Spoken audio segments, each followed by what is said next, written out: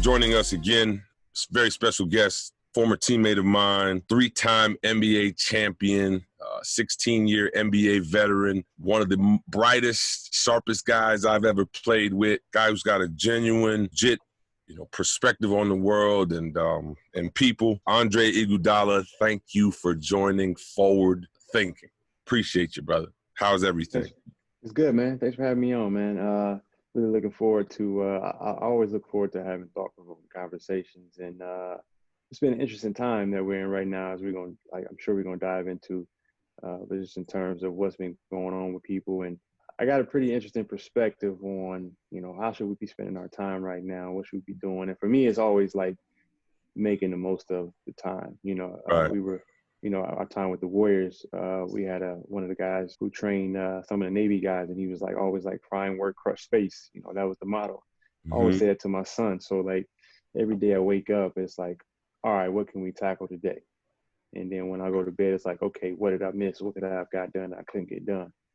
And so that's kind of been in the mind state I've been in. So I'm really looking forward to this conversation and just getting some thoughts out there. Right, absolutely. It's a difficult time for everybody dealing with this coronavirus, pandemic.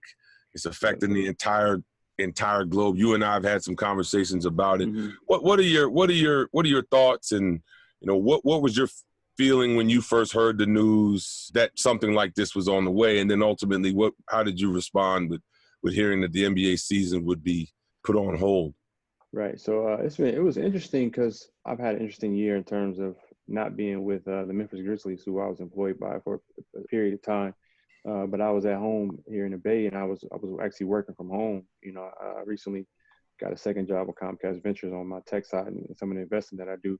So my routine is pretty set in terms of the news I intake. So I'm intaking a lot of news. And I was listening to Bloomberg radio, and they were talking about the coronavirus, and this was in January. So they were talking about how the doctor in China actually spoke out about it, who ended up dying of it. He was actually trying to get it out to all the world doctors that this was something that was going on. They actually kind of hid it, they didn't want him to say anything. Right. So this was in January, and I was hearing about it, and it's actually interesting because, we have our own little bubble here in America where we're like, oh man, they got some crazy stuff going on over there. Not thinking that it's gonna hit us over here. And it's right. the way the information is working, and the times we're in now, it's information is spread easy, but we still live in that bubble where we don't know how certain things can affect us, and it's right there. They're telling us that it's coming. Right. So, just always think about that, and then you look and fast forward to March, and we're in the game, and the referee asked me a question "Yo, did you just hear something? What's going on?" And it was funny because someone on the bench told me "Yo, they just had a call. The game in OKC just got shut down." So we in the third quarter. I'm like, "Oh, that's interesting." So I get back on the court, and the ref said, "What you hear?" I'm like, "Yo, I heard they about to shut this thing down." He was like, "Yeah, I heard the same thing too." Wow. I'm like, "Whoa." So at that point, we lose the game, and it was nobody even thinking about the game. We in the game, right. shut down. right. It's how you running the play, and you man, it's over. Right. So right. That was really interesting. And then what was really interesting from there is just kind of how everybody would move, what would tomorrow look like or the next day look like. Right. Because you keep it in mind, and this is something that's serious, but at the same time, we live in this profession, this business as usual, right? So right. So they we pride ourselves on being in tip-top shape, so we gonna have the workouts ready. Nothing's mandatory, but we keep it in shape. Right. So you know what I'm saying? Right. So it's all right, cool. We're routine oriented, so it's let's get back in the gym, let's keep in shape, let's be ready to go when it get back up and popping. And then, because with the Heat, they're very in tune with what's going on and making sure that the guys are up to date. So they're giving us all the information. We had 2 or 3 rundowns on the coronavirus leading up to that. So we know everything we think we're supposed to know. So, but then all of a sudden I'm on the board with the union, and it's looking yo, we're about to shut this thing down. In 2 weeks, it might be shut down for 2 weeks. That's what we're thinking. So I'm yo, let me get back to my kids to see this for a hot second and then jump back. So I heard them get home. Before you know it, they nah, this thing shut down. Shut down, yeah. Yeah.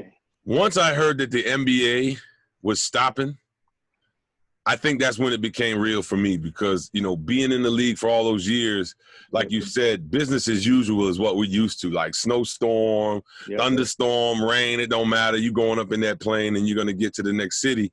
They not going to, even when I was in Indiana, there were like some monster snowstorms, but we still played the game. We still got to the arena, still played the game.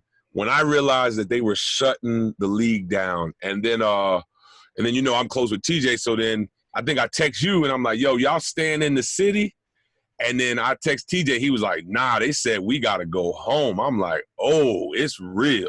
Like once I knew guys were going back to their homes and were able to leave the city of the teams that they're on, I knew it was going to be tough. Yeah, I mean, I think because that was a little bit about in terms of, what were the thoughts of management? Like, okay, what's management thinking right now? Like, should guys leave the city? Should they go home? And then I think it got to a point where it was like, listen, man, this thing kind of shut down. If you got kids, that was what's most important. So I'm one of the few guys that live outside of Florida with kids. So I had to get back home. I'm with the kids now. And so, Andre, you mentioned that, this offseason while you were on season and during the season, you've been working with Catalyst Fund. Something we'd like to talk about on Forward Thinking is recognizing those that are bringing about impact off the court.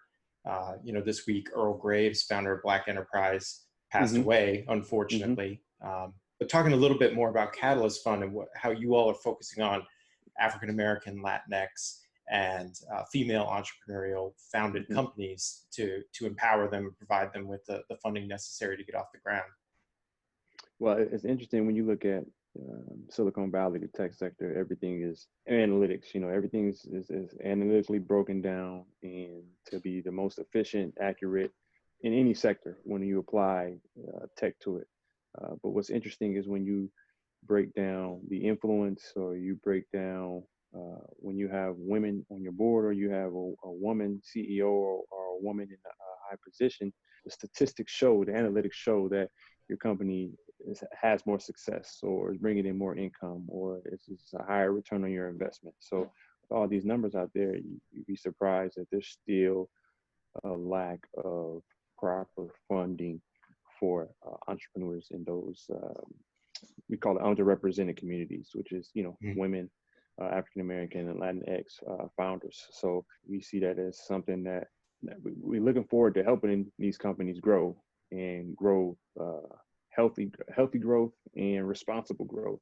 As you can see how the growth gets out of hand, and before you know it, there's a lot of irresponsible things going on. You talk about Cambridge Analytica and what they're doing with all the data, all those things. So all that stuff comes to mind. But at the end of the day, I think we're not only just trying to do right, but it makes sense all across the board. Just doing right by your people. Everything's for financial reasons. Not shouldn't say everything, but the majority of things are for financial gain. But when you look at the numbers, you should put money in those areas anyway, because those are the ones that are having the most influence on things that are like just the way the world's moving. Yeah, absolutely. I think that there's, we've seen it in the last few weeks, and I'm curious to see how Catalyst Fund is handling everything that's going on. But companies that arguably scaled up too quickly, that are now, in significant, whether it's layoffs for furloughs, whatever the case might be, but they're in cost cutting mode now, or just closing down their doors altogether. But, as part of your role with Catalyst Fund and what you do, curious to see or to hear the guardrails you all like to make sure are in place, and what type of companies you identify, or the particular sectors or industries that you're more focused on than others. Curious to hear all that. Yeah, we're very stage agnostic, where we can invest in any different stages, but the majority of our funding comes as early as possible. You talk about pre-seed, C, Series A funding, and we like to lead rounds. You look at the different sectors, you have the enterprise and you have the consumer side, and we're probably about 70, we're more on the consumer side, 70% on the consumer, 30% on the enterprise side. But any opportunities we see, companies that are very disruptive, companies that can scale, companies with, that can build large communities. Those are the type of companies that we're looking forward to. You look at Comcast Ventures as a whole is a $500 million fund. And with Catalyst, the Catalyst fund is around a $30 million fund. So we have a lot that we bring to the table as well as a company. As you know, we're under the larger Comcast umbrella, which is also owns Sky Network and Telemundo. So, when I'm down in Miami, we're having deal meetings on Mondays. I have access to the Telemundo studios, and I can go in there and Zoom from there and have an office space in there. So, a very large conglomerate. We have an accelerator program called the Forecast Labs, which is pretty interesting, and where we help companies with branding, getting their name out there, with marketing, getting them at cost ad spend. I believe it's one of the largest media spenders in the world, being Comcast. Obviously, it's the cable company. So you see a lot of our portfolio companies and a lot of different commercials on a lot of different channels, depending on the demographic they're trying to go after. And there's always also a direct mail we have in place with UPS, a partnership where we get you direct mail with advertisements as well at cost. So there's a lot of benefits to it. And I think we just go about it a really smart way. I work with some really smart minds. It's like I'm a spokesperson for them now. But just it's like a real full-time job, and that's what I try to explain to a lot of guys in the league. It's like, listen, like it's just not like just for show or just to stamp something next to my name. Like, hey, I work with this company. It's like, nah, I was on a call earlier today. An hour call this morning, looking at a company. A bright entrepreneur. He did another company as well, 2 other companies that he did well with. So my days have been full. It's like it hasn't slowed down at all. Like people are like, I've been blessed, and it's kind of like I've been nervous to say it. People are like, how you doing? And I'm kind of reluctant to say like I'm actually doing really good. Like, because you don't want to say that. But at the same time, I'll just try to make the most of my time, make the most of my days, and just, find the work, crush the space. So is this something, you as David mentioned in the opening, you're a very cerebral guy, forward thinker. Was this something that you found when you got to Golden State that just was of interest, given your proximity to Silicon Valley, or was this something in Denver or even before that was on your radar? Yeah, it was before.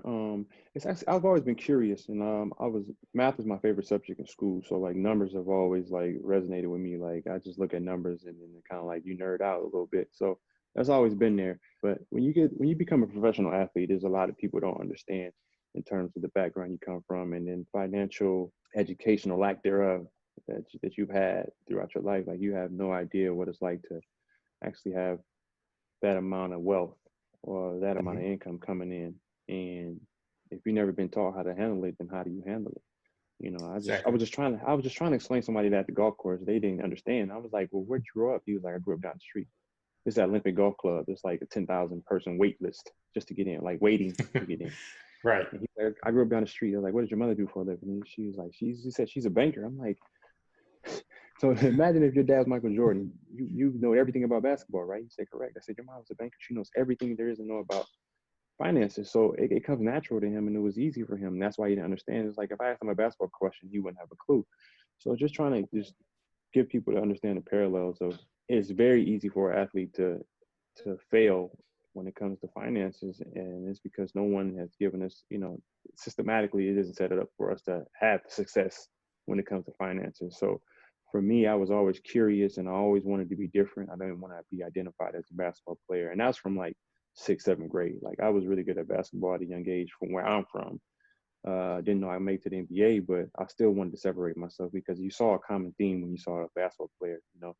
He wasn't the smartest. He didn't do well in school. He didn't speak so well. He can only communicate with a certain crowd of people. And I realized people looked at me a certain way, or I had teachers say certain things to me at like a young age. So I always wanted to separate myself. So I took pride in just trying to learn as much as possible, and kind of like you take it as first as like trying to prove someone wrong, and then you just learn that that's just something I enjoy, was just learning. So coming into the league, I took that. I just always had it and said, all right, I'm trying to find the best financial advisor, right? So, you don't know what that looks like. So you find one person. It's like, okay, this person's not teaching me anything, because I'm coming into these meetings a little bit nervous. Like, all right, you're just showing me my spreadsheet. You're saying, all right, the portfolio is up 1-2%, or it's down 1-2%, or it's up 10%. These are regular fees. Like, how do you know what a regular fee looks like? So just always doing homework and just reading, asking a lot of questions to outside people. And before you know it, you are who you hang around. It's just the law of attraction. If that's what you're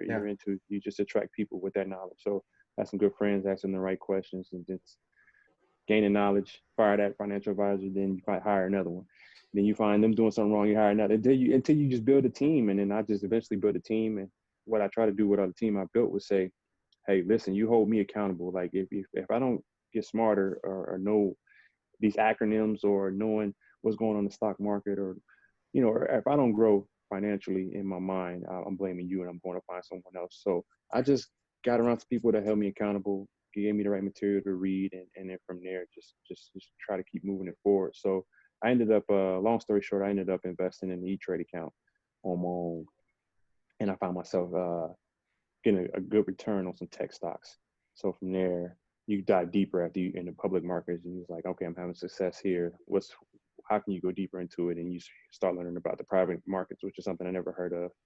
And then that led me perfect timing, signed with the Golden State Warriors, and boom, the whole world opens up. So from the outside looking in, it feels like your and David's generation of players has created an atmosphere within the NBA that allows for people to be a little more interested in what's going on off the court in a meaningful way. Would you say that that's accurate?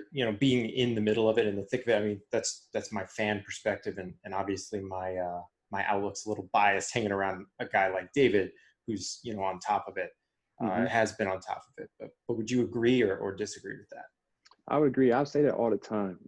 Especially being part of the union and having conversations with, continue to build that. And the question always comes up, it's like, okay, how do we continue to get stronger? And the main thing is to help our body of players become smarter mentally, physically, psychologically, all these things to help us become better businessmen, better human beings, better husbands, so on and so forth. So if you've been watching it, it's kind of been it's been a trend. It was Michael Jordan came in and, he was set in terms of how he handled his endorsements and his business deals, and then you start seeing a lot of athletes get money. And then it was like that blinged out era. But I think it was a gradual thing between both sides, I think, too, because I think David Stern putting in that dress code, it kind of helped more than we thought it would. We thought it was kind of putting shackles on us, but we, being African Americans, we always say, we're very creative, no matter what type of rules or laws are put in place. So we were very creative with that. But at the same time, it opened up some business avenues. And I think we took that and it was like, okay, we got to keep furthering it. You got more and more players learning about different things. The thing you do get afraid of is the vanity play, like everybody's investing in tech. So, okay, I'm going to do it too because that person did it. I think we're getting smarter and saying, okay, just don't do it because someone else will do it, but learn about it.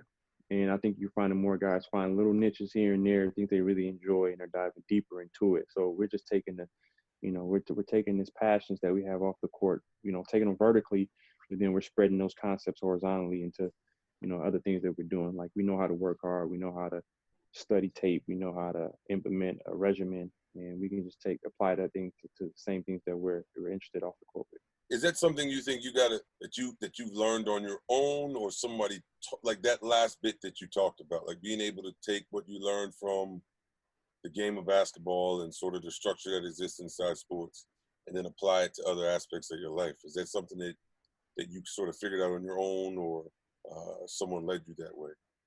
I was a little bit of both.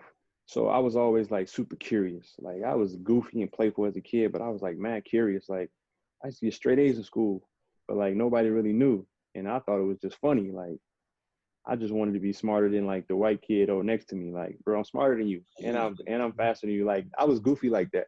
Right. So right. like just being curious and wanting to compete at everything and just do well at everything was always there.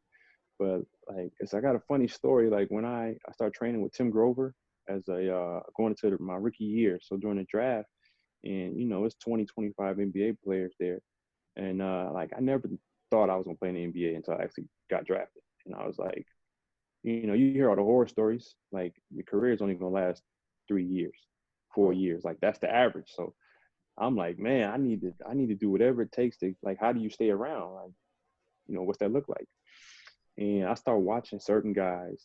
Once I saw somebody master something, I was just like steal that, like, okay, that guy's really good at that. Like somebody asked me this funny question, like how'd you know what hard work was? And it was funny because I was like, listen, man, I used to watch Corey Maggette. And people were like, Corey Maggette, like he's known as one of like the most selfish players, as you know, like Corey would come off that left wing and he would catch it as hard as he can, go hard right, and run into the whole earth to get to the foul line. And he averaged, 15 to 20 points. And they would be like, but it was selfish or whatever, right? So people surprised when I say his name. But when I watched him work out, I'm like, yo, this dude is an animal. Like he did this one drill, like perfect.